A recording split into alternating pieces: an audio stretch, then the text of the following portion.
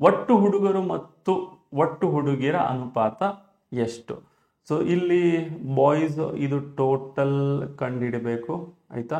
ಅದೇ ರೀತಿ ಈ ಗರ್ಲ್ಸ್ ಏನಿದೆಲ್ಲ ಇದ್ರದ್ದು ಟೋಟಲ್ ಕಂಡುಹಿಡಬೇಕು. ಆ ಕಂಡುಹಿಡಿದು ಅನುಪಾತ ಅಂದರೆ ಭಾಗ ಮಾಡಬೇಕು. ಸರಿ, ಇದನ್ನು ಕೂಡ್ಸೋಣ. 40 35 75 75 75 15 90 99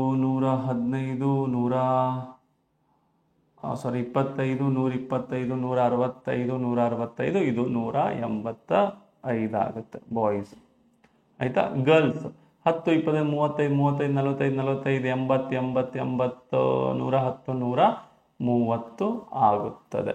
ಅನುಪಾತ ಅಂದ್ರೇನು? ಕಡ್ತ ಹೊಡಿಬೇಕು. ಕಡ್ತ ಹೊಡೆಯೋಣ. 5ರಿಂದ ಹೊಡೆದ್ರೆ 5 3 15, 3 ಉಳಿಯುತ್ತೆ, 5 7 35.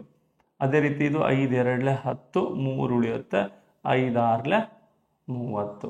ಸರಿಯಾದ ಉತ್ತರ ಆಪ್ಷನ್ 4 37 26. ಅನುಪಾತ ಅಂದರೆ ಕಡ್ತ ಹೊಡಿಬೇಕಾಗುತ್ತೆ.